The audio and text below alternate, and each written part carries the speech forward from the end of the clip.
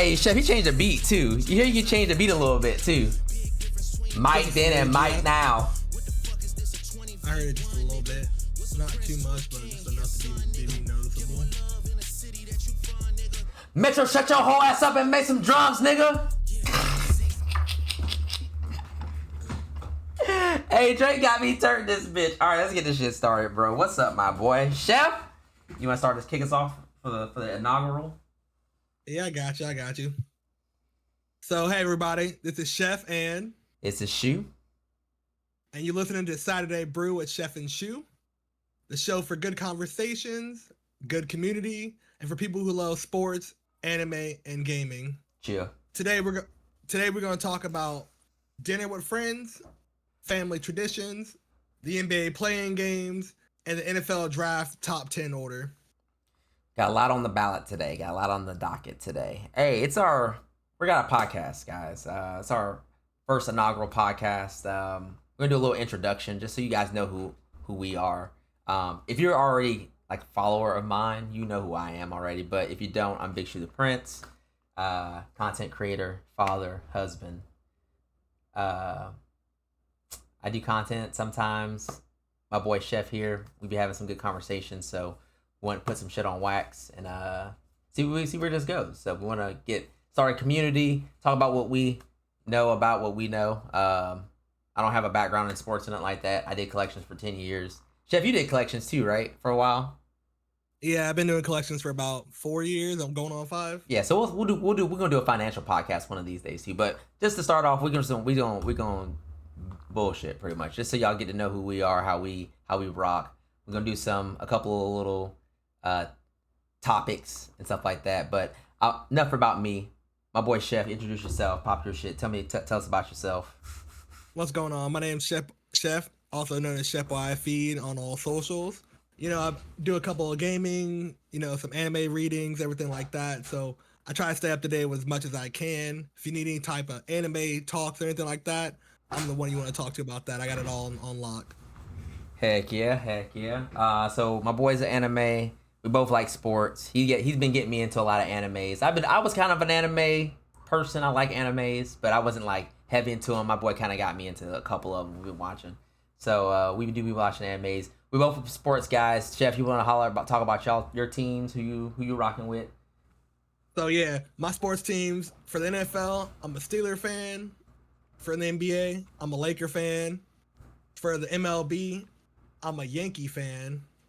And then for hockey and soccer, I'm a Detroit Red Wings fan, and I'm a Wrexham fan. And then my college team is Miami Hurricanes.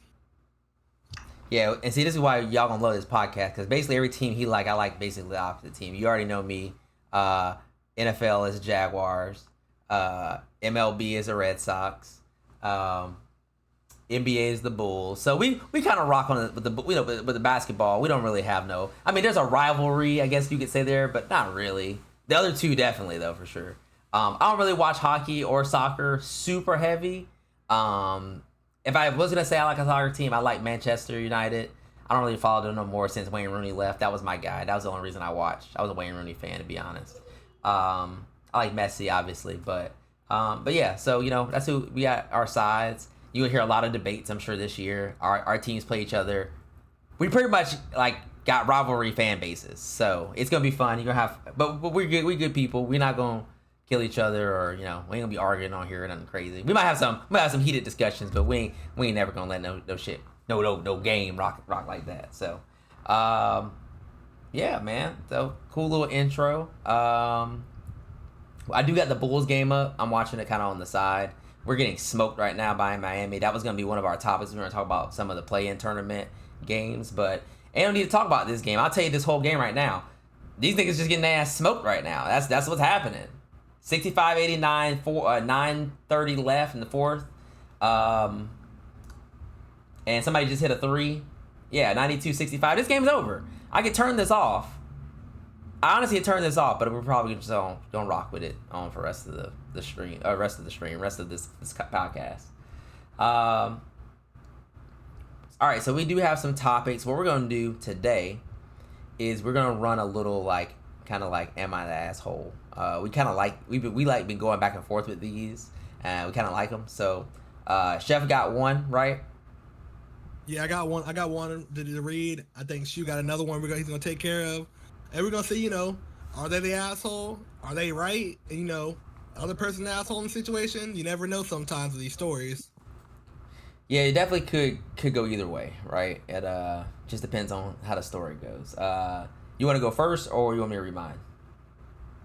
Mine's longer, so it's personally up to you. If you want to go for the shorter one first, you're more than welcome to do so. I think mine. If not, I'll read the longer one. I think mine might be short, but yeah, let's do yours first. Let's knock out the longer one. Let's see what's popping. All right. So, mine's gonna be: am I the asshole for dumping my girlfriend after she expected me to pay for everyone at her dinner party for her birthday? So I, 24 male, and my girlfriend, 24 female, have been dating for 4 years.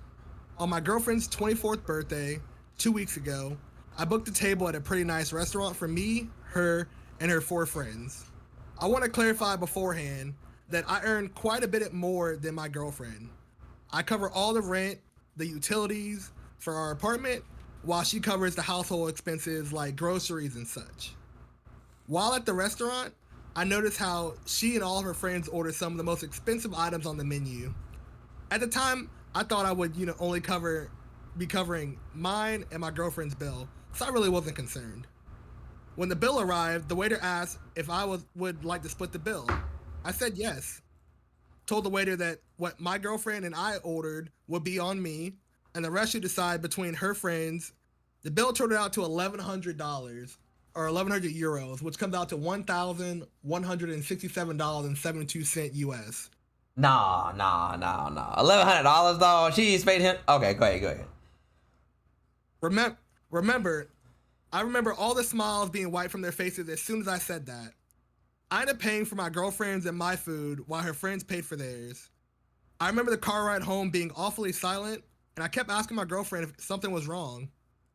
But she kept insisting that she was just tired. Yeah, and no, it wasn't just tired. I'm just tired. My girlfriend ended up giving me the silent treatment for the next week.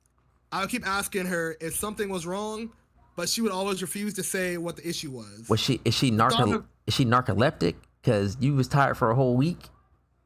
For a whole week. So the thought of me not paying being the culprit it kept creeping in my mind. But I was always reassuring myself by telling myself that my girlfriend wouldn't be dumb enough to expect me to pay for everyone's food. I just lost it last Monday and demanded an answer from her. She ended up telling me that I embarrassed her in front of her friends by not paying for everyone. I asked her why it was my responsibility to pay. She told me that since I organized everything and I was the man, I was obligated to pay for everyone. We ended up getting into a heated argument, and I ended up staying at my parents' house for the next couple of days to gather my thoughts. I came home last Friday, and her attitude towards me didn't change one bit. When I confronted her again, she told me to transfer the money her friends paid for the food, and only then would she talk to me. We got into another heated argument, and I broke up with her then and there, telling her to pack her things. While leaving, she called me a broke boy and wished me good luck finding another girlfriend with my brokey mentality. I was immediately regretting dumping her on the spot for something that was the grand scheme of things is really small. She sent me an apology yesterday calling me those names, but she insisted to me that she was paying for her friends if I wanted to make the relationship work. I've been a mess since. I don't want to throw away a 4-year relationship with someone I consider to be the future mother of my kids, and I could have given her friends a heads up that I wouldn't be covering them, and I know that that's completely my fault. But her behavior over the past 2 weeks has been quite concerning to me. But then again, I love her too much for the situation to be the end of our relationship. I want to swallow my pride and send her friends the money and forget about everything. Am I the asshole here, or did I overreact? Should I apologize and send her friends the money? I'm gonna go ahead and tell you, big dog, nah, you're not the asshole. Okay, so here's my thing, right? Here's my thoughts about this. I'm kind of both ways, cause yeah, you're right. You shouldn't have been expected to pay no $1,100 bill, but if you did organize it, you should have let everybody know, hey, I ain't paying for everybody's bill. You know, that should have. It seems to me that maybe she's upset because they were blindsided by this, and that could be it. And if that's the case, okay, that makes sense. You know, you're just blindsided. You might be hurt by that. But if at any point it was known, like, hey, this is not something that I'm paying for. Everybody gotta buy, pay your own bill. Da da da da. If that was known up front, then no, he's not the asshole. He's well within his rights to do what he did.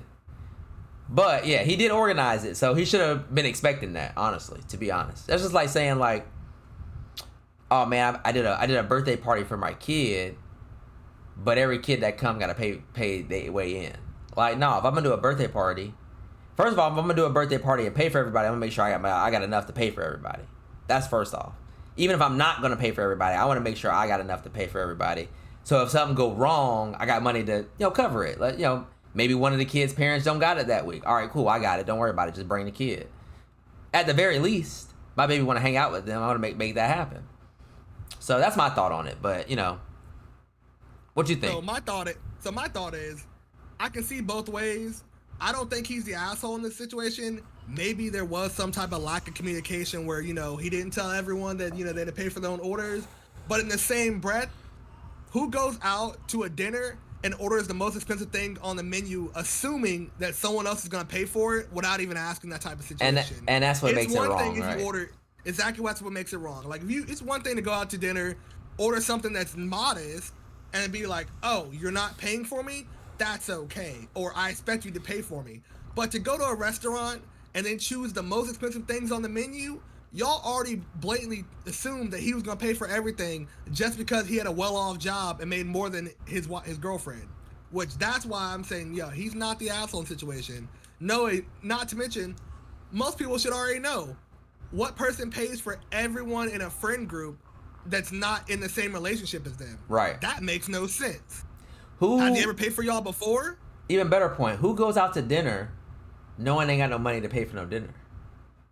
Like, even if somebody invited me out, I'm gonna make sure. Even if I thought they were gonna pay for me, I'm still gonna have the money just in case they not paying for me. I'm not gonna sit there and look stupid like, uh-oh, I gotta go wash dishes, face ass. You know what I'm saying? Like, what? Correct. I'm definitely gonna make sure I at least have the bread to cover what I ordered. And I'm not gonna order anything extra that I know for a fact I can't cover. Right.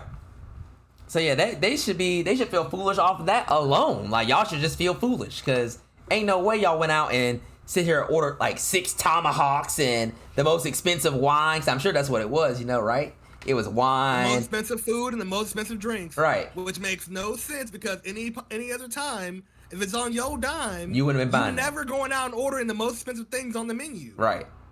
Most people don't do that. So yeah, nah, big boss, you ain't the asshole in the situation. Not at all. Yeah, nah, she's tripping for sure. She is definitely 100% tripping. Don't think he's the asshole in that situation. I think he gets off scot-free, and he gonna find a better chick anyway. It sounded like he got bread for real anyway. It's not like he could afford to. He said he was gonna bite the bullet and send him the money. He got the money. He got the money. He got it. She honestly answered the question for everything. He said he wasn't paying for her friends. Then she called him brokey when she wanted him out the house. So how you gonna call someone broke when they make more money than you? Hey, and you knowingly know they make more money than you. Yeah, brokey is wild. Brokey's a wild. That's a wild statement. Brokey is wild. You're right. Brokey is definitely wild. That's definitely some wild. They call somebody broke and you make less than them. Come on now.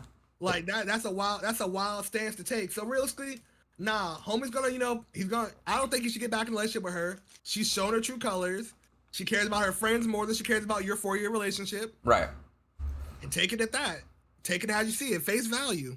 Right. Exactly. So yeah, that's a good one. That was a good one. Yeah, for sure. Because I was not expecting him to be. I wasn't expecting her to have to pay for the whole thing. Like, boy, you tripping.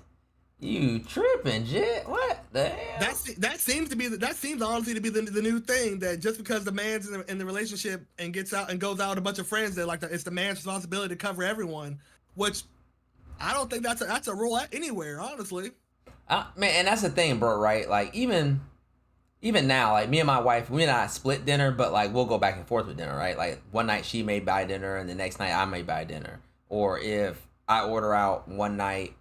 Or, if I order out one night the next night she may order out. Or if one week I don't got it, but we want to eat out, she'll buy it. And maybe the next week she don't got it and I got it and we want to eat out and I'll buy. So we go back and forth. It's never no animosity about it. It's never no like, oh, well, oh, you're the man. You need to pay for all the food. It ain't never nothing like that. Like, me and my wife split the bills now. And in this economy, you got to split the bills. You ain't no way. Ain't nobody out here living on one income, for real, with two people. And even if you're living on one income with two people, what happens when that income dries up? Is that other person going to stay still? Correct. Or are they going to just dip because the income's gone now? What happens when you lose your job and then you got no income?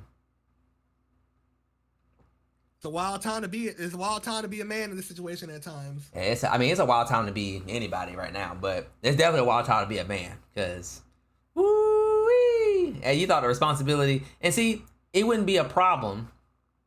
I'm gonna go a little economic. I'm gonna go not political, but I'm gonna go a little economic. It would be one thing if it was like our grandparents' time where I could go buy a house for $500 down and pay $400 a month. You know, my water bill is only $100 a month. My gas bill is only $10 a week. You know what I'm saying? Like, you could do that back then. My dad I always forget. I got 11, I think I got 13 siblings from my dad. I think there's 13 of us. My dad had most of them kids though in the 90s. So you could do something like that. My grandpa's got 18 kids confirmed. And he took care of all his kids. Well, from what he tell me, he let him tell it. But you could do that back then. You could do it on one income because everything was cheap. You don't have nothing cheap now. I'm not even worried about like the cheap aspect. It's like the dinner cost 1,100 euros, which is $1,167.72 for the five of y'all. 1,200 band. Not including tip. A band. Not including tip. That's basically $1,200 with the tip for 5 people. What were y'all getting to justify all that money? There's even if it's a well-off restaurant, what were y'all getting to justify spending almost $300 to $500 a person? Nothing that they wouldn't have bought any other time. I can't think of nothing that I would go out and ball out like that. They had some lobster tails. They had some tomahawk steaks. Right, the tomahawk steaks. They was having what is that? What is that? What is it? It's fish eggs. Oh, you're talking about caviar. Caviar. They had the caviar. They had they had all of that shit out there, bro. They was ordering the everything. Surf and turf. They was going ham. Had to been getting that Charlemagne 1946. You know, they getting all crazy stuff. I just made that wine up too. That ain't a real wine for y'all people listening. I really just made it up off the top of the head. And if it is a real wine, link me to it. Nah, yeah. Homie's definitely not the asshole situation. Move on. Find someone who cares about your feelings and about you more than your money. And keep on moving. Keep it pushing. Absolutely. All right, cool. So let me read mine here. All right, this is a good one. So, am I the asshole for telling my wife that she should have included my daughter in her mother-daughter trip? All right. So, it says, I, 44 male, have 2 children, 18 male, 16 female. My ex-wife abandoned the family when my daughter was still a baby. I recently married a woman, 42 female, with 3 kids, 17 female, 14 female, 13 male. Their father's still involved in their lives. All of our kids are still in high school, though my son is set to graduate soon. They recently had their spring break. So during spring break, my wife took her 2 girls to a major city near us for a quote-unquote mommy-daughter day. They ate, went to a spa, etc. Before they went, I suggested to her that they should include my daughter, but she said no, as this was a yearly tradition with just her girls. Now, while she was gone, I took my kids and her son out for bowling and mini golf. After her trip with the girls was over the next day, she took her son out for a mother Sunday, quote unquote, where she took him out to see whatever movie he wanted.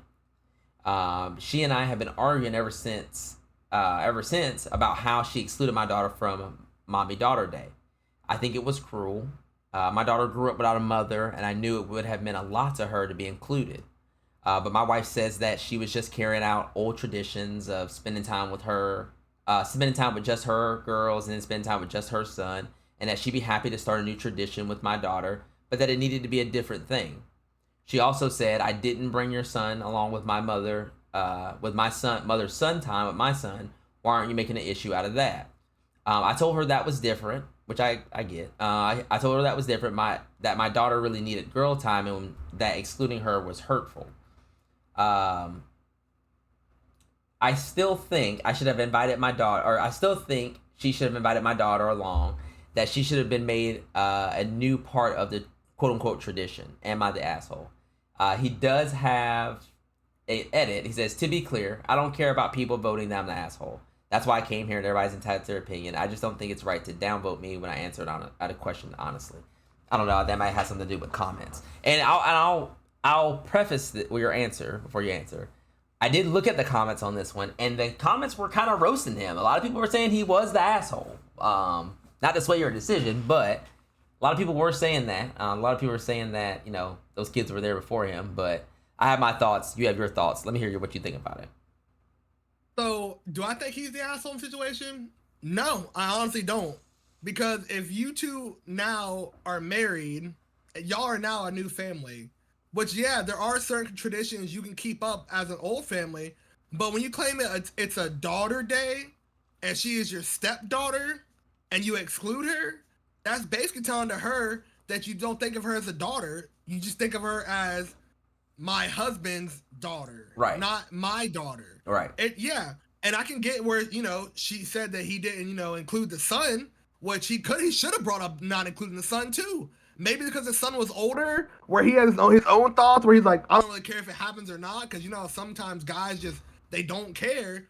But as for a daughter who's usually who can be emotional, especially about never having a mother, yeah, she was definitely the stepwife was definitely the asshole in this situation.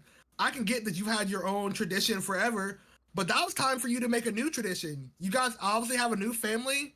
Y'all should have definitely took a whole family trip with all the girls. There's no reason to leave one out. Not to mention he wasn't entitled to take your son out while you were gone, but he did anyways. He basically was a glorified babysitter at that point in time. Right. Yeah, and I kind of feel the same way, pretty much. Like, I think he's in the right, honestly. If you gonna get with somebody with kids already, those kids are yours. You need to treat them like they're your kids, honestly. Yeah, I get where people were saying, and I get the idea that those kids were there first, and I get that these are older kids too. Like, I get that these are like high school teenagers. They probably had been doing this for decades at this point. I get that, but what does it hurt bringing one extra person? Like, that's what I didn't understand. It's like, what would one extra female on a trip have really done to y'all's trip? And it's not like y'all bought tickets somewhere. Y'all just went to a city nearby. Right, and not to mention, it's like the girl's 16, so you have a 17-year-old and a 14-year-old. You have a 16-year-old. She fit right in the middle. Like, she can kind of vibe with both sisters. So that even then, that's even more confusing to me. Even with the boys, it's a little different, right? Because one of the boys is 18, the other boy is 13. I can see them being separate. I can see that gap. Yeah, that's what I'm saying. I can see the older brother. That's a gap where it's like, yeah, maybe he doesn't want to do the same thing a 13-year-old wants to do, which I can understand that. And there's sometimes oh, go ahead. My bad. I'm sorry. No, you're good. As far as like with the women, I'm like, nah, y'all are honestly so close in age where, like you said, that fits right in the mix. Right. And with the 18 and 13, like, yeah, you're gonna have those situations where maybe they have something that they both find in common that they would both do, like sports or whatever. But even still, there's still that age gap. Like, one of them is going to be significantly better than the other one in most things that they do. So yeah, he's not gonna want to hang out with him for the most part. But yeah, like you said, with the girls, it's going to be a bit of a mesh. They're that 16-year-old right in the middle. So yeah, that didn't make no sense. Like, you just being petty. You just don't like those kids, basically. And you can say that. It'd be easier for you to say that than to not say that. She basically said it with less words, honestly, because your emotions. They always say that the way you treat your children, even stepchildren, when they're younger, is the same way they're gonna end up treating you when you're old and you need them. Mm-hmm. And honestly, I can honestly see that if you treated your children with no love, no respect, and they get older and they realize they don't need you no more, why would they treat you with any type of love or respect when you get to an age where you need them? They're out of there. You're gonna be a retirement home parent, and then you ain't gonna have nobody visiting you. So what you gonna do then? Are we trying to tell I people think that? I think they need to definitely have another edit on this to let us know, like, did she even go the extra mile to create a new type of thing with the stepdaughter? Because I feel like she was using that as an excuse, like, I can create a new one, next year. I thought that was just an excuse just to get off the situation. I don't think she even created one. And I still have it pulled up too. I can look through here and just see if.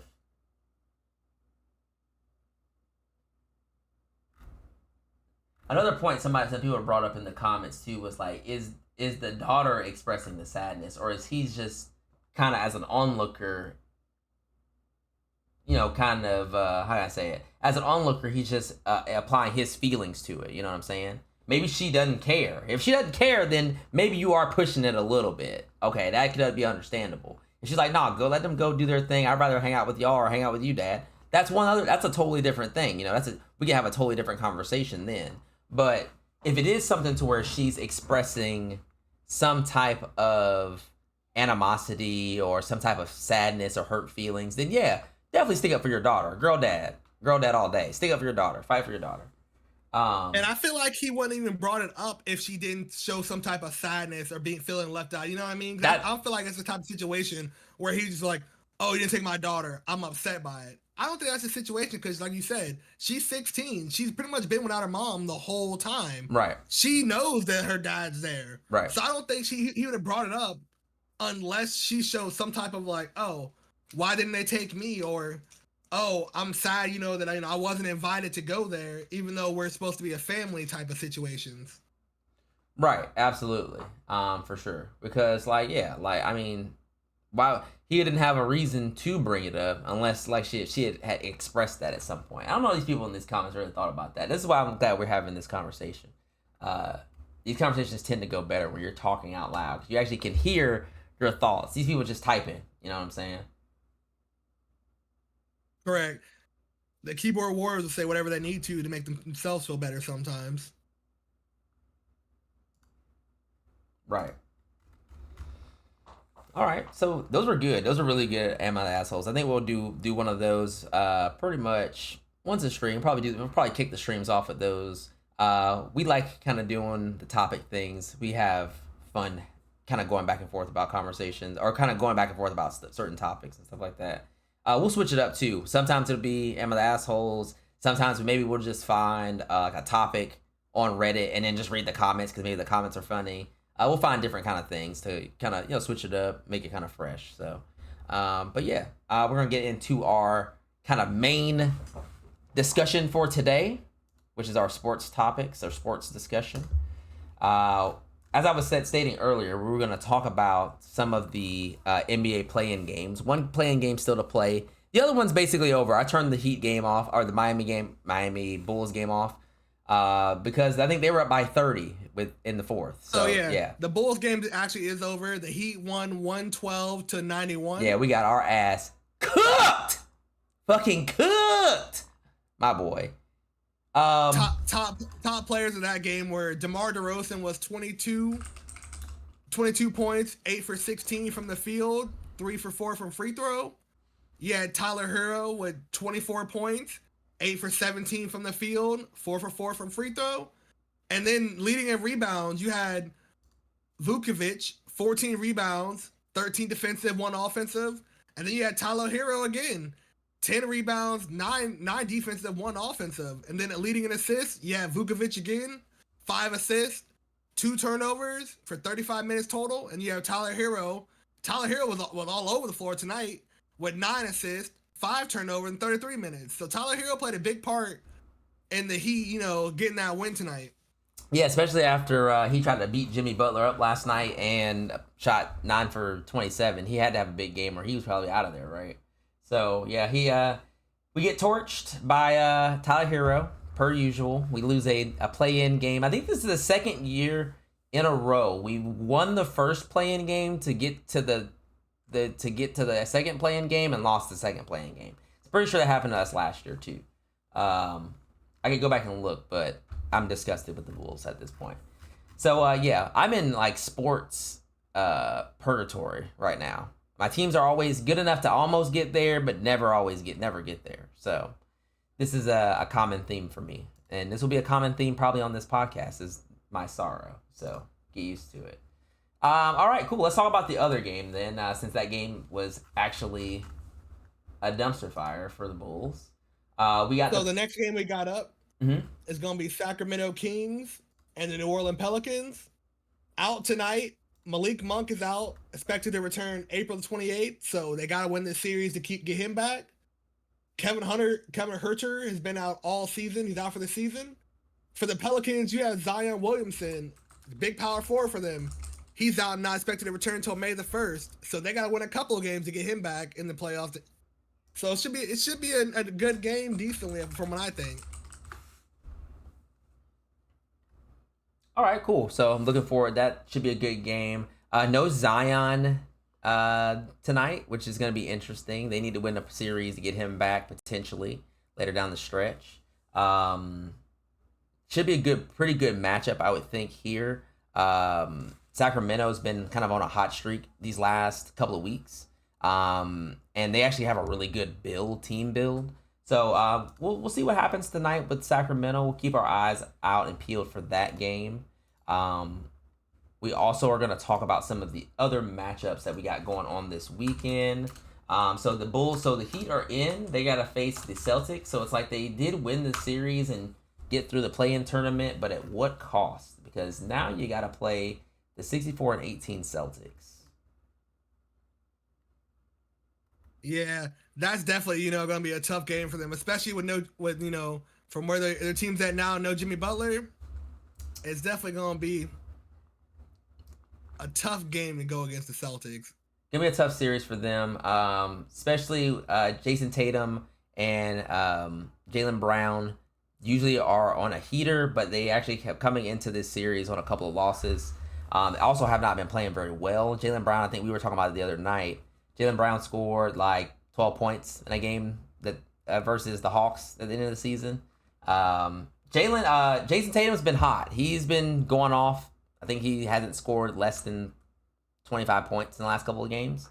So he's been doing really well. If he can keep it up, they obviously should lay waste to the beat up Miami Heat.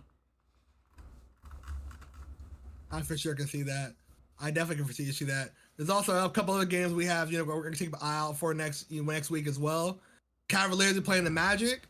That's going to be something we got to keep our eye out for. I feel like that's going to be a nice series. You got the Bucks playing the Pacers. That one I feel like is going to be one-sided after about 2 games into it, but I feel like that's going to be a nice series to watch. We have the Knicks and the 76ers. The Nuggets and the Lakers, which, that's my team, the Lakers playing, but maybe we finally figured out the puzzle that y'all call the Denver Nuggets, because lately, every time we play them, when it comes to matter, we haven't figured them out.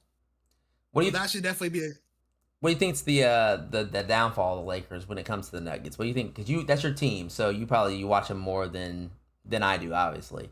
They got LeBron, they got AD. You would think that 1-2 combo would be able to take out Murray and Jokic, but what do you think is the biggest thing that they need to do in this series to take it home? Honestly, I think it's our bench play.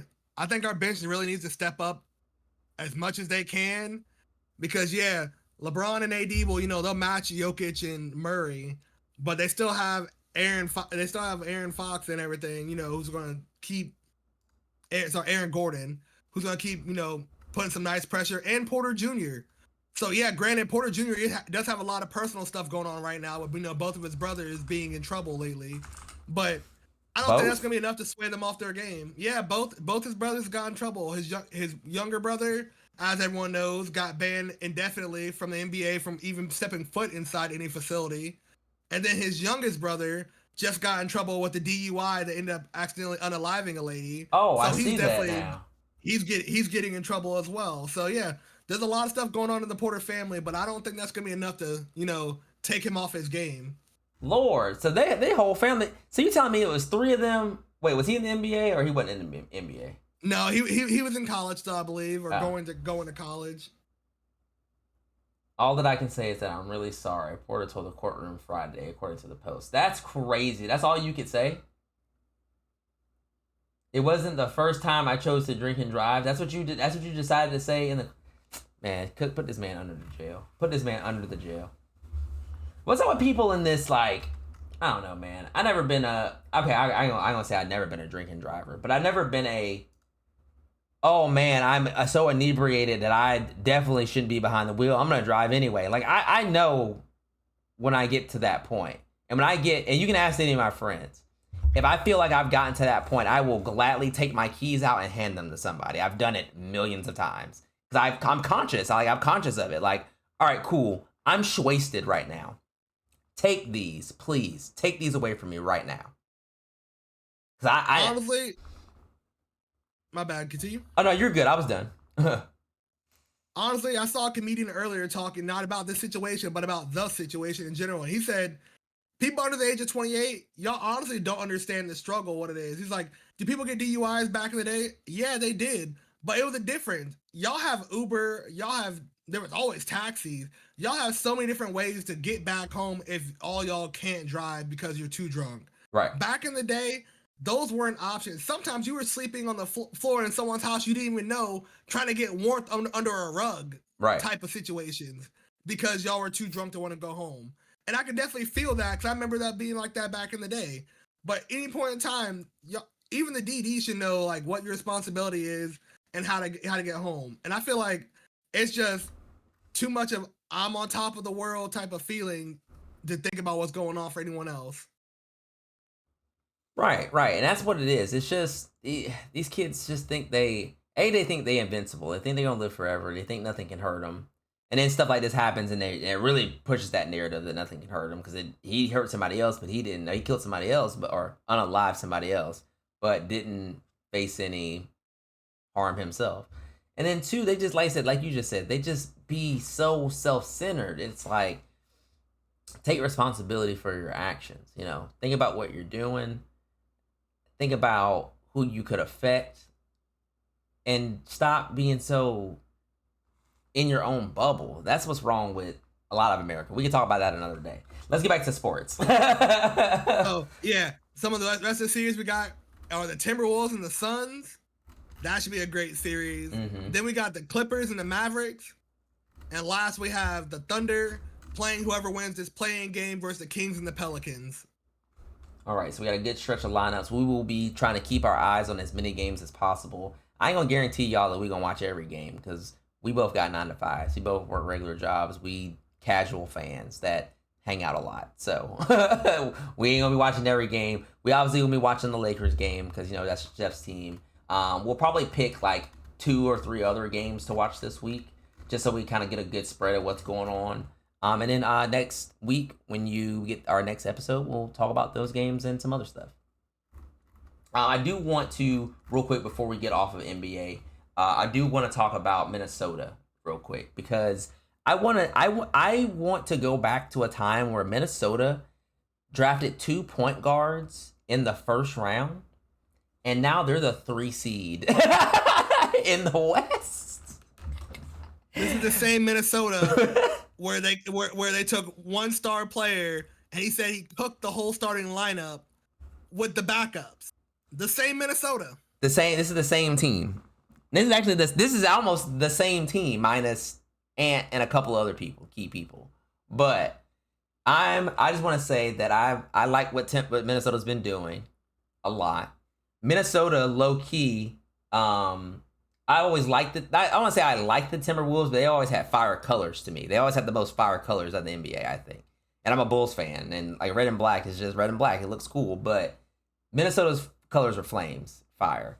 But I like old man. All the Supersonics colors for me. Supersonics colors were raw too. That green and yellow. Supersonics was raw too, yeah, for sure. But they're gone now. Hopefully they get to be brought back. We get this expansion. That'd be lit. Have them back in the league. But yeah, so I'm excited to see this matchup. I really want to see if Phoenix can overcome their shortcomings, and if Minnesota can actually take out a pretty decent team here. They've been beating good teams all year, so it should be very interesting to watch. We can definitely talk about this another time, but I have a question for you since we're talking about the NBA. Mm-hmm. With not if, but when the NBA expansion comes, do you think that will in turn open up a window for the WNBA to get an expansion or added more players to their team as well? Because that's going to be more revenue for the NBA, which means they can definitely kick some more out for the WNBA. WNBA's got what, 12 teams now? 12 teams. Yes, I think they need 4 more teams. I think they need a 16-team league. Correct. Like I said, I think that would be 16 would be people per roster. Yeah, 16-team league for WNBA would be sweet. If we get the expansion, or okay, again, it's not an if, it's a win, because it's almost inevitable that's going to happen at some point. Correct. It's inevitable, pretty much. Within the next 4 years, we're going to get an expansion. Right. I think, depending on how well that expansion starts, probably they'll get there. So, okay, I'll say it this way, right? They both have CBAs. Do we know if the WNBA and the NBA CBAs coincide with each other, or are they at different times? Let me look. I'm going to look right now quick. Okay, their CBA doesn't expire until 2027. 2027. Yeah, that's for the WNBA. Their CBA is definitely it's still there. And then NBA's ends in the 29-30 season. So yeah, they got a couple of years to make it work. So I think the expansion won't come until after the new CBA if they do an expansion. I lied. I capped. The expansion would come. They probably would try to do. Let me think about this. They probably would try to do the expansion before the CBA so that when they go to the CBA, they can get more money, right? That's what I would think too. I would assume they would definitely do the expansion at least a year before the CBA contract ends up. To see how much money they can bring show on paper. Hey, look, this is how much money we're making. Right. And ask for more. Okay. So then I would say we probably won't get a WNBA expansion until their CBA runs out again, because then that's when they would want to expand right before that. Same thing. So yeah, but at 16 teams would be lit. So let me see. So we would get 4 more WNBA teams, and what are we thinking? We got 30 teams right now. I think we're only getting 2 NBA teams. We're not getting more than 2. Yeah, I think at most I mean, they could do 4 because what's their 32 NBA teams? No, it's 30. We only have 30. 30? Yeah. So yeah, I guess it'd be 2 or 6, which I don't think 6 is gonna be. 6 is too. 6 is too many. 6 is too many. Yeah. So yeah, I'd probably be about 2 teams added. Yeah, 2 teams. One of them probably going to be Seattle. And then we would actually get an even. Oh, see, that's what's gonna be nice, because then we would get an even 4 team. We would get even 4 team divisions. We would get 8 4-team divisions versus whatever weird bullshit we have now, where we have 3 divisions and one of them has an extra team, which is the stupidest shit ever. I don't know who thought that was a great idea, but they did. And that'll be better for playoff purposes, and because then you could just do the top half of the league, and that's who all goes. 32, yeah, top 16 teams go, and then you just do bracket style, no play-in tournament, none of that bullshit. We don't need all that shit. I mean, you can still do a play-in tournament if you wanted to, but that we don't need all that. I think when the expansion comes, the play-in tournament is gonna just go away. Yeah, I mean, no need for it. No need for it. Yeah, we got 16 teams. We do round work. We just that top 16 and go from there. And then I think too, at that point, they can do away with East West as far as the playoffs. You could just do 1 through 16 and seed them that way and then play. Yeah, I think that'd be a better option. That would be so fire. The top 16 teams. They need to do that for at least the first 5 years to see if one conference is top heavy. Because then if you get obviously if you get 10 East teams, that ain't gonna be fair to the West. They only have 5 teams or 6 teams or whatever. So that's what you had to see how much the parity is. If it was parity, then you would do just you would still split it East and West, do the top 8 from the East, top 8 from the West. So it would still be the top 16 teams, but then you would just play East to West and then play the champion. The same way we have it now. But I think it would be fire to just have the top 16 teams go and be done with it. That'd be fire. All right, cool. Yeah. Yeah, no, I agree. I definitely agree. That'd be definitely a fire thing to watch out for. So yeah, I'm going to shelf that. Hold on, let me note that. We're gonna shuffle and talk about that again. New playoff or a new expansion.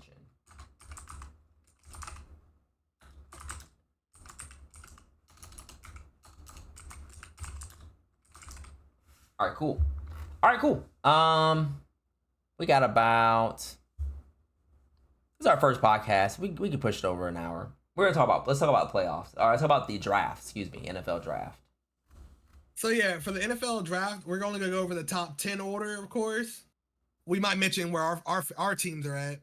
But the top 10 order, we have Chicago Bears currently at the number 1 pick, which they got from Carolina. Number 2, we have the Washington Commanders. Number 3, the New England Patriots. Number 4, Arizona Cardinals. 5, Los Angeles Chargers. 6, New York Giants. 7, the Tennessee Titans. Number 8 is the Atlanta Falcons. Number 9, Chicago Bears again. So they got 2 top 10 picks coming this year. And then number 10, you got the New York Jets, which I believe also Shoes Jaguars at number 17. Then we have my Pittsburgh Steelers at number 20 in this first round. Cool. So let's talk about the top 10. So Bears got 2 top 10 picks this year. Are they actually going to make the step to go and make that jump to the next level?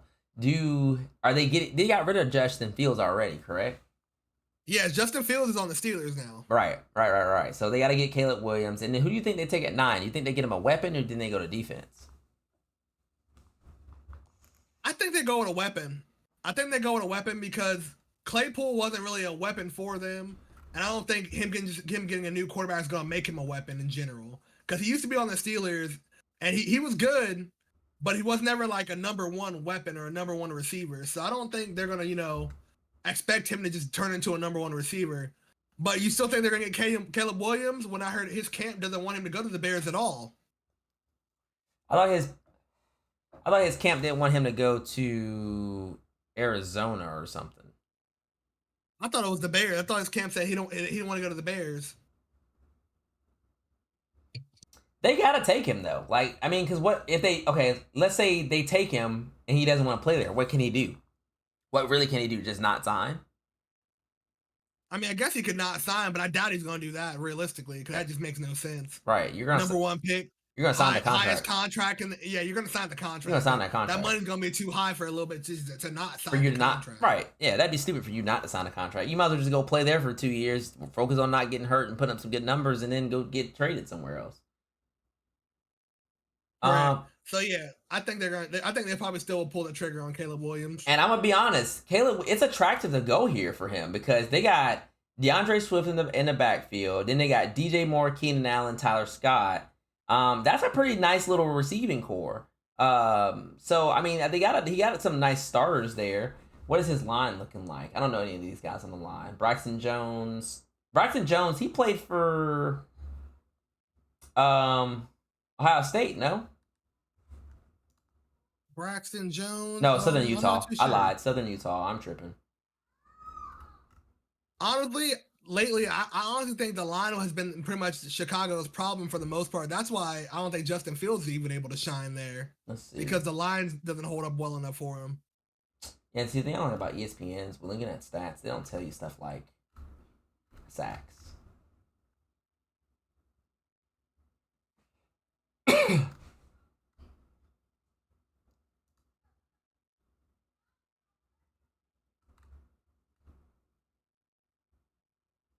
Their offense was not great either.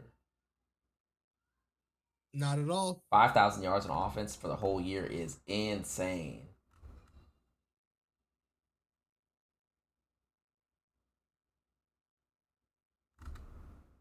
Yeah. So yeah, I think they probably should go on the defensive side. Especially when they only have a guy, their highest guy on the interceptions has 4 interceptions, and it's a linebacker. It's not even in corners. So, yeah, you guys definitely need to strengthen up the defense. The Bears need to strengthen up the defense. They had Ngakwe. I didn't know that. Then we got the Commanders right after them, which I can only assume they're getting a quarterback as well. Yeah, because they probably, out of everybody, need a quarterback. Well, other than the Bears. And they're probably gonna go Jaden Daniels. But speaking of which, I saw a story earlier I was telling you about. Jaden Daniels got invited with 3 other quarterbacks to I don't know if it was a camp or something. And apparently, according to his camp, they were not pleased about that. So we'll see if that maybe shakes up the draft order. Maybe the Commanders aren't really liking Jalen Daniels. Maybe they're thinking about going Drake May instead. Could be an interesting shakeup on Thursday night. Honestly, yeah, they really could shake it up and grab Drake May from the Patriots because that's literally like, and just looking at some random mock drafts, they got Jalen Daniels going to the Commanders, but Drake May is right after him, which means the Commanders could very easily steal him away. And I'm pretty sure the Patriots just re-signed one of their old quarterbacks back to them, so like it's not like they're necessarily needed for a quarterback as long as they got what's going on. Right. It's crazy. Honestly, the first 4 picks for the draft in the mock drafts all seem like they're quarterbacks: Caleb Williams, Jaden Daniels, Drake May, and JJ McCarthy. Yeah, and all these first 4 picks need quarterbacks, right? Because no, except for Arizona, they still got Kyler. Kyler not going nowhere. Arizona's number 6, but yeah, no, they don't. They need a receivers. No, Arizona is 4. Cardinals. Oh, you're right. Arizona is 4. You're right. Mm-hmm. So yeah, they could, snag a quarterback. But yeah, they have Kyler, so I doubt they're going for a quarterback, unless Kyler Murray's time's done.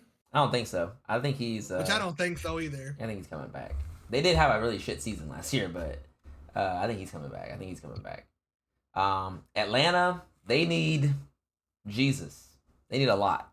Mm-hmm. So hope they pick up pretty well there. I think Atlanta's gonna pick a defensive player.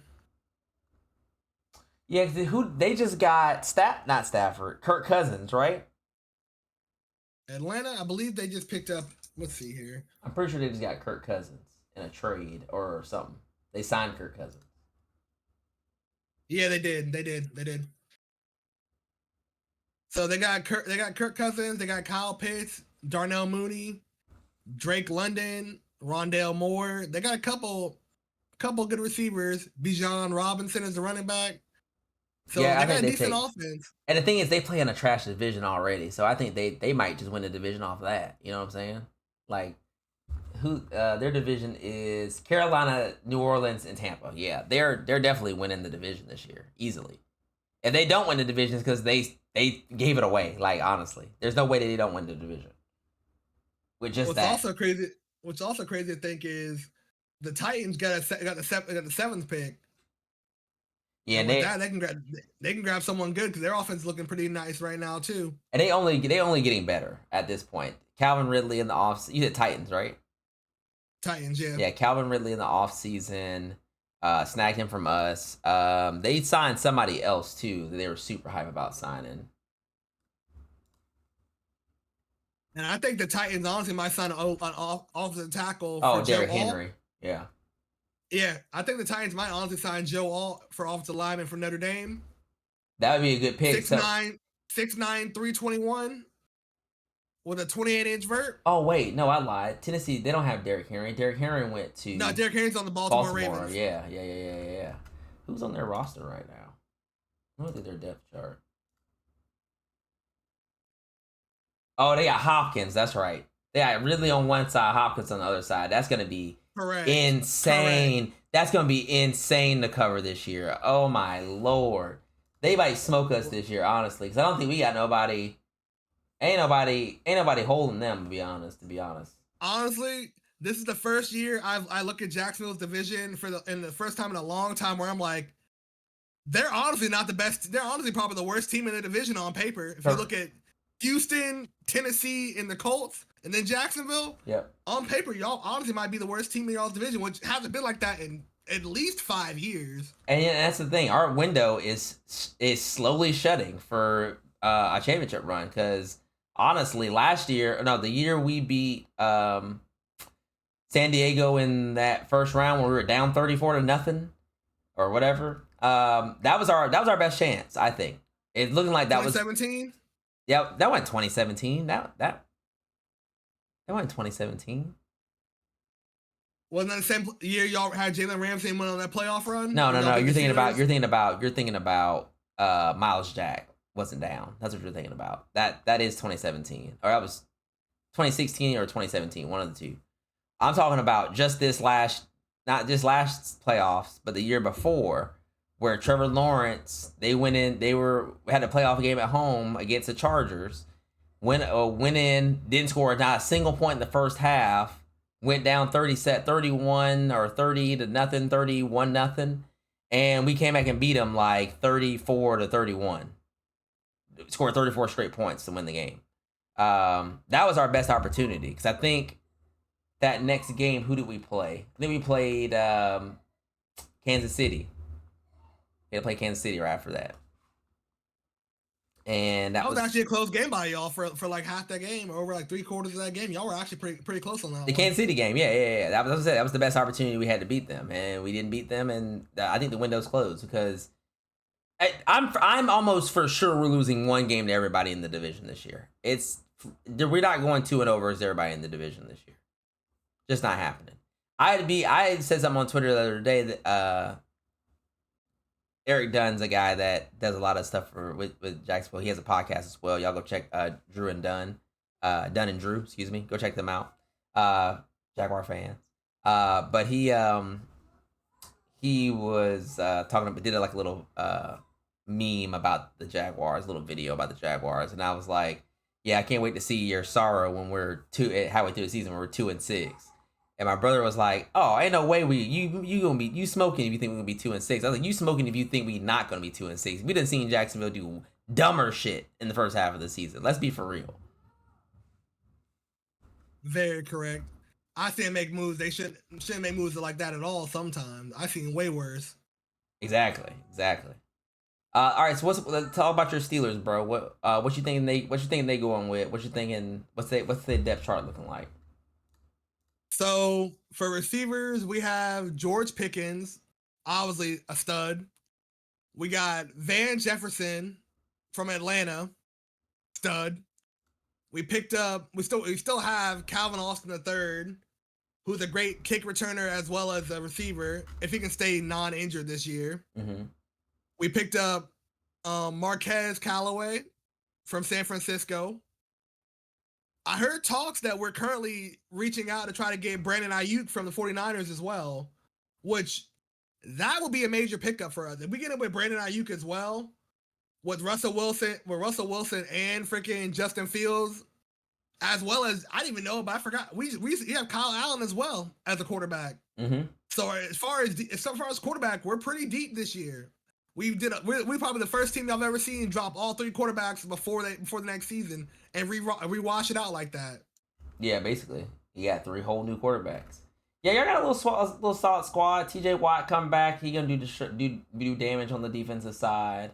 Cameron Hayward's gonna be there still doing what he does best. Alex Highsmith, Joey Porter Jr. We picked up Kalon Barnes from San Francisco as a cornerback. I think pretty much the Steelers are gonna pretty much all the picks from the Steelers in like at least the first 2 rounds are gonna be offensive linemen. Mm-hmm. For sure, gonna be offensive linemen because that's what we need to work on. We need an offensive line to protect Russell, exactly, because he's not a scrambling quarterback. How long you think Russell gonna be in Steeler Nation? You think he gonna what's his contract right now? Is it a 2 year? His contract's a 1-year contract, but here's the thing: it's a 1-year contract where they're already open to the idea before anything even happens. Right now, if he wants to stay longer, we'd give him longer. So I could see how much longer is he gonna play. That's my question. I can see him playing maybe 2 years, 1 year for sure, obviously, but 2 years if he does really, really well and almost gets a Super Bowl or gets a Super Bowl, and then I think it rolls right into Justin Fields, straight into Justin Fields. You want me to tell you my actual prediction? What I think might happen. I think Russell Wilson gets hurt in the 3rd game of the season, and it's a season-ending injury, and Justin Fields gonna have to come in on the fly, and for some reason, Justin Fields is going to do incredible, and y'all will win the rest of your games and go to the playoffs. That's what I think is going to happen. Honestly, I got it on wax right now. I got it on wax right here. 3rd game of the season. Russell Wilson's age, getting the best of him on some freak accident, and then Justin Fields For everyone who said, he was a horrible quarterback in Chicago, he couldn't do this, couldn't do that. I think you put him on a team that has a freaking solid run game like the Steelers do, great receivers, which not saying the Bears didn't have, but give him more time to be in a different type of system that relies and lets you do what you need to do. I can for sure see it happening. I got it. It's on wax. So if anybody says that I didn't, when this happens, we're gonna come back to this episode and be like, "Hey, Shu predicted this in the preseason, before the preseason started, before the draft came." This man is Nostradamus of the football world. But that's what I think is gonna happen. It probably won't happen, but if it does, I said it first. All right, cool. Anything else we want to talk about with the NFL? We're gonna go get into. How you feel about the new kickoff rules?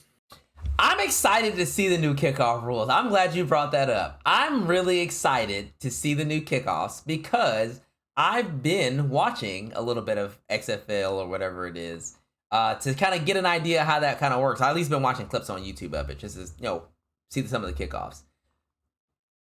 We're going to have somebody's breaking the record for kickoff returns for a touchdown this year. I'm guaranteeing it. I'm absolutely guaranteeing it. I'm definitely with that. I feel like for the first time in a long time, we're going to get that Devin Hester type of feel in the kickoff returns. I'm not saying Devin Hester was the best returner out there, but we're finally going to probably get that same feel where it's going to be like, any team could have a Devin Hester on their team. You're not going to have just one or two. It's probably going to be a couple of them out there. Right. Out here just taking it to the house on these kickoff rules. And I'm all for it. I am all for it. And I think this opens up a new roster spot, right? Because you're gonna have a guy that specializes in this type of play.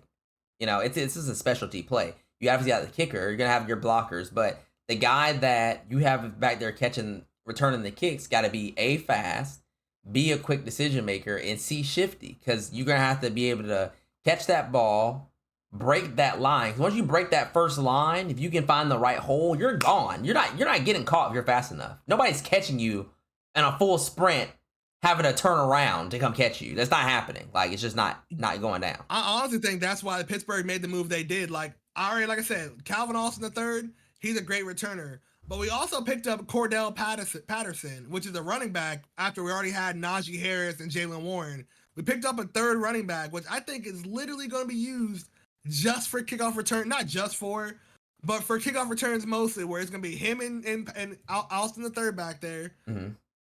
Kick to one of them, it's going to be a problem. It's going to be a problem one way or the other. Right. You're going to have issues. If you kick the ball to them and they catch the ball, it's done. It's a wrap. I didn't even bring up that we got Patrick Queen from Baltimore too, as well, at linebacker. So not only do you have TJ Watt, you have Patrick Queen to worry about, and you have Alex Highsmith to worry about. That's a solid 3 linebackers right there. Right. Left, right, and inside. So yeah, I think y'all gonna have a little season here. We'll see what happens. It might be for the first time in a while we get old school Pittsburgh offense and defense out there, and I'm excited for it. Well, I forgot y'all made the playoffs last year too. Dang. We have honestly, Tomlin has yet to have a losing season. In his 20 years, he's yet to have one losing season yet. Yeah, the man's a great coach. Honestly, oh, you know what? Too, y'all went to the playoffs on our ticket basically because we lost all them damn games. Exactly, because y'all lost y'all's last game. Y'all punched the ticket for us. Yeah, basically. Them boys made me so mad last year. That downfall at the end of the year, that just made me absolutely be like, yeah, I kind of don't even want to rock with the Jaguars anymore because they just let me down. It's tough being a Jaguar fan. It's tough being a Jaguar fan. It always has been. Oh, it's like, bro, just give me one good year before I die. Just give me one good year. You ain't got to be a Super. We could just go to the Super Bowl. I'd be happy at this point. We ain't even got to win this shit. Just to say we played in a Super Bowl. We got that monkey off our back. Then it's cool, Maybe that breaks the seal, and then we can start getting more Super Bowls, I say it all the time. The way they celebrate for hockey championships for the first time, they be burning down the city. That's gonna be Jacksonville the first time they get to a Super Bowl and win. Oh, for sure. First time they go, they're probably gonna win it too. That's the funny part. The first time Jacksonville goes, they most likely will win it single-handedly too. At that. and the city gonna be wild. Oh, Wild. I mean, they gonna have to let us off work for a week for sure, easily. At least 2 days. At least 2 days at the very minimum, because there ain't no way I'm coming to work. You might as well just Not after that. you might as well just soak my PTO up right now. And if we lose, I'm damn sure not coming to work the next day. Either way, the work ain't. We ain't doing work. We ain't doing no work. Y'all might as well just give us a day off for real, because ain't everybody gonna call out on y'all ass. Either we still partying or we freaking drowning our sorrows. Right. Of the two. One of the two. Coming to work. Yeah, you gotta pick a struggle. And y'all give me the day off. I think about coming in on Tuesday and not using my PTO. You know what I'm saying? All right. Cool for the NFL talk. This has been a good first podcast. Kind of get our feet wet, jump into the niche, not niche, but jump into what everybody else has been doing. Everybody else doing podcasts. Why not us? Why not? How you feel, Why not us? How you feel, my boy? How you feel about this? I'm feeling good. I feel like I'm ready for some more topics to talk about. Ready to dive into some of them MLB talks because the season's still got a long way to go. MLB season did just start. Yankees and Red Sox are both looking kind of good, actually. I think are we 1-2 right now in the division? I'm looking. I'm looking right now. No, we're at the bottom of the division. I lied. It's Baltimore. So no, yeah, the Yankees are 5-2. Are currently 5-2 in the division. Oh, so that's at home. The Yankees are, let's see, we're 14-6 on the season.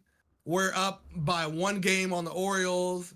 Y'all are 11-10 on the season, and y'all are 3.5 games behind us on the season currently for the division. Per usual. Yep, and the thing is, I think our window, we're actually, on paper, and in record right now, the worst team in the division easily. We did win tonight. We beat the Pirates. I think we beat up on the Pirates too. We were stomping a mud hole. Yeah, 8-1. We stomped a mud hole in them tonight, which was really Russell great. Wilson threw the first pitch of that game too. That's why they lost. That's exactly why they lost.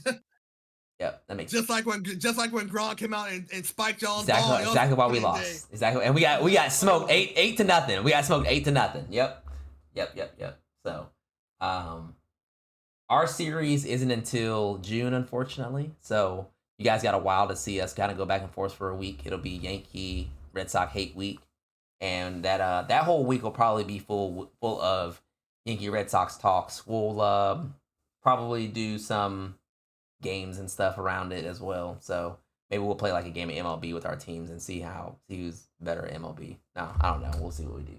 But that'll be fun. That'll be a fun week, honestly. I'm looking forward to that. Until then, hopefully we can just climb the division and make the games worthwhile, make them worth something instead of just being games. So, all right, man. Also with the MLB, make sure y'all know we're thinking about starting a Angel Hernandez watch. Yes, I'm glad you brought that up. We are sneak peek. We're gonna watch some of the games this week that Angel Hernandez is umping. What we've noticed, and not we, but everybody notices, is that Angel Hernandez is a terrible umpire. Absolutely the worst. Might be the worst. Might be the worst. And we just find it hilarious that this man's always wrong. So what we're gonna do is we're gonna watch a couple of games. We're gonna go over his bad calls, and we're gonna just make fun of him for like 15-20 minutes because it's just funny. Like at this point, what else can you do but laugh at these calls? Like, so yeah, we'll do that. It's to the point where like if you know Angel is reffing your game, you don't know if you know for one thing the fact there's gonna be a bad call, but the second thing is you don't know whose team is gonna be on, yours or someone else's, but there's gonna be a bad call that game, at least one. And we will do a special the day that he calls a perfect game. He calls actually, I'll even make it easier. The day we see him call a game over 98.5%, we're gonna figure out something to do to celebrate because it will be a glorious day for the baseball world, I'm sure. And we'll be watching that game pretty closely. So, yeah, I think that's a good stopping point for our first podcast. I appreciate everybody that's listening and stayed with us this far. If you like the podcast, Chef, tell them where we can find you. Of course. Well, of course, I want to say thank you all for for all the time we had today. Thank you for tuning in to this week's episode. We covered family dinners, family traditions, the NBA playoff games, and NFL draft top 10 order. You can follow me on socials. I'm on Chef Boy Feed at all socials. So if you want to check me out on YouTube, Twitch, Facebook, Kick, every social, I'm Chef Boy Feed. My boy Chef, check him out on his socials. You guys know where to find me. Big Shoe the Prince on Twitch. Big Shoe the Prince on YouTube. Big Shoe the Prince on Twitter. Y'all come find me. Come holler at your boy. Oh, Big Shoe the Prince 2. Big Shoe the Prince 2 on TikTok. Make sure you come check us out. We'll have some clips of the podcast there. You guys check us out there. And we'll see you guys next week. If we miss anything, am I missing anything, Chef? I feel like I'm always missing something. No, I think we covered it all today. But of course, check us out next week. We'll do another one. And thank y'all for coming out and staying with us this whole time. I'm Shoe. And I'm Chef. And this has been Saturday Brew with Chef and Shoe. We'll see you guys next week. Appreciate y'all.